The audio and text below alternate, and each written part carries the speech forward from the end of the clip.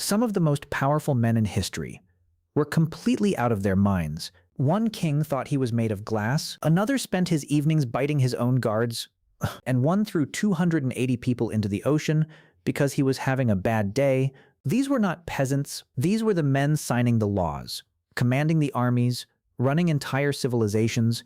Before we begin, where in the world are you watching this from? Drop a comment and let me know. Subscribe, because what comes next will blow your mind. Now, let us begin. Number 1.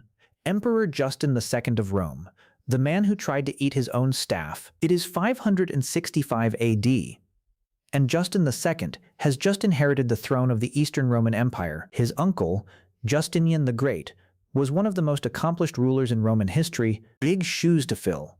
And to his credit, Justin starts off well. He is sharp, ambitious, immediately trying to rebuild the empire. Then his mind breaks. By 573, the pressure begins to show. The Persians are pushing from the east. The Lombards are burning through Italy. The treasury is empty, and Justin starts hearing voices, not the inspirational kind. He begins screaming at people who are not there. His behavior turns violent. His own palace guards are terrified of him. According to the historian John of Ephesus, who was actually present in the court at this time, Justin had to be physically restrained every day, and then it gets worse. He starts biting people, not metaphorically, literally biting his own servants. The palace staff had to wheel him around on a small cart just to keep him contained, and the only thing that calmed him down was organ music. When the music stopped, attendants would run alongside his cart making funny faces through the windows, just to keep him distracted long enough not to bite anyone. Think about that for a moment. The ruler of the most powerful empire in the world being wheeled around on a cart while servants made funny faces at him through a window. His wife, Empress Sophia, eventually convinced him to appoint a general named Tiberius as co-emperor to actually run things. In one of his last moments of clarity, Justin reportedly looked at Tiberius and said, "May God be with you. I myself am nothing now." He died in 578, having spent the final 5 years of his reign as a biting, screaming, cart-bound man. Being calmed by organ music, the organ music detail is somehow the saddest part of the whole story. Number 2. King Charles VI of France, the man who believed he was made of glass. It is 1392, and 23-year-old King Charles VI is riding through a forest with his men. A barefoot man suddenly appears from the trees, grabs the king's horse, and screams, "Stop, noble king, you are betrayed." The guards shove the man aside. The party moves on, but something has shifted inside Charles. His eyes are darting, his hands are trembling, something in him has cracked. A few hours later, one of his pages accidentally drops a lance. The clang of metal on metal triggers something. Charles draws his sword, spins his horse, and begins attacking his own men. He kills 4 of his own knights before his companions can wrestle him to the ground. When they finally subdue him, Charles has no memory of what just happened. None of it. This is the beginning of what would become a 30-year descent into madness. Charles eventually becomes convinced that he is made of glass, not metaphorically. He genuinely believes his body is constructed of fragile glass, and that if anyone touches him, he will shatter. He refuses to let anyone near him. He has iron rods sewn into his clothing to prevent his glass body from breaking. He stands completely still for hours, terrified that any movement will crack him. But here is the part that makes the whole story genuinely tragic. During his rare moments of sanity, which could last anywhere from a few weeks to a few months, Charles would be completely aware of what he had done during his episodes. He would apologize to everyone, try to govern responsibly, and desperately pray that the madness would not return. It always did. His illness created a power vacuum that his relatives immediately began fighting over. While the king wandered the palace convinced he was made of glass, his family was tearing the kingdom apart. This internal chaos is what allowed Henry V of England to invade France and win at Agincourt in 1415. If Charles had been sane, the 100 Years' War might have ended very differently. Charles died in 1422, having been king for 42 years, most of which he spent completely disconnected from reality. The Glass King, it would almost be funny if it had not destroyed an entire country. Number 3, Emperor Zhengde of China, the most powerful man on earth who just wanted to play pretend. It is 1505, And 13-year-old Zhu Hojiao has just become Emperor Zhengde of the Ming dynasty. He has absolute power over the largest empire on earth. He could build monuments, conquer nations, reshape civilization. Instead, he builds himself a fake city inside the palace grounds, so he can play shopkeeper.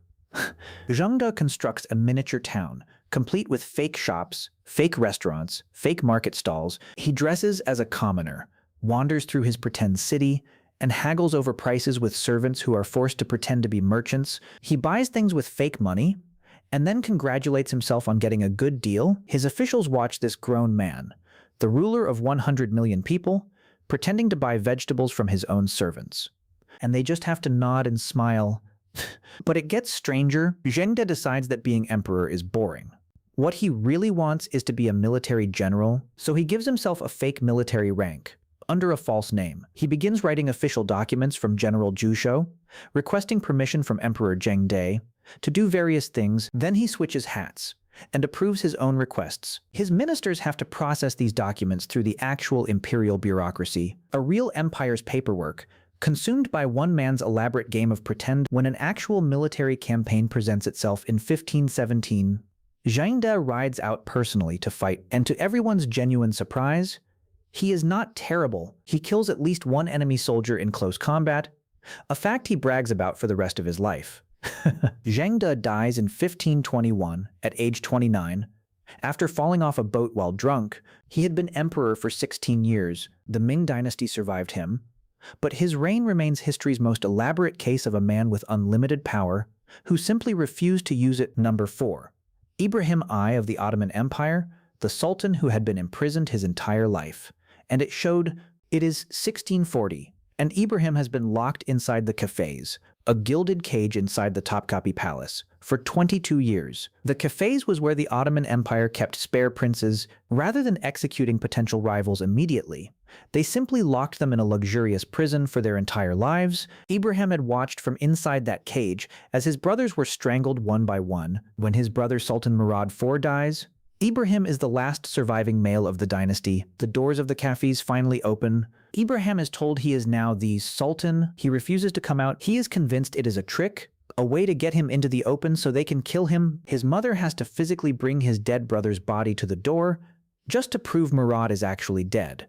Only then does Ibrahim cautiously step outside. 22 years of isolation had not been kind to his mind. Within months of taking the throne, his behavior becomes increasingly bizarre. Ibrahim develops an obsession with fur, not a preference, an obsession. He has his entire palace draped in fur. Walls, floors, ceilings. He demands his concubines wear nothing but fur. He has a fur-lined room where he spends hours alone. When his advisors tell him the treasury is running low, he responds by demanding more gold from the provinces to throw into fish ponds and watch it sink.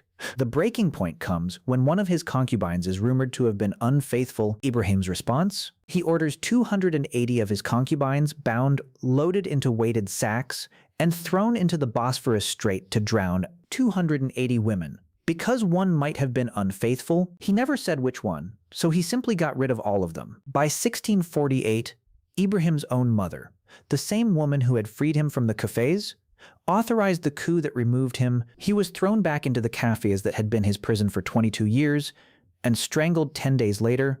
The Ottoman court moved on like nothing had happened. Number 5. King Christian VII of Denmark, the king who could not stop. It is 1766, and 17-year-old Christian VII becomes king of Denmark and Norway. He is intelligent, well-educated, charming when he wants to be. Everyone in the Danish court has high hopes for his reign. Those hopes last about 6 months. Christian begins exhibiting behavior that alarms everyone around him. He bangs his head against walls until he bleeds. He slaps people in the face mid-conversation. For no reason, dignitaries, servants, his own advisors. He runs through the streets of Copenhagen at night, smashing windows, getting into fights with strangers. When he is married to Caroline Matilda, the 15-year-old sister of King George III of England, he treats her terribly. He ignores her, insults her publicly, and continues his nightly rampages through the city. His most persistent delusion is that he is being controlled by invisible forces and that his real self is trapped somewhere else. He stares at his own reflection for hours, trying to find the real Christian. Into this chaos walks Johann Friedrich Struensee, a German physician brought in to treat the king, Struensee quickly realizes that Christian is never going to be able to actually govern, so he does something audacious. He befriends the king, gains his complete trust, and gradually takes over the entire Danish government for 16 months in 1770 and 1771.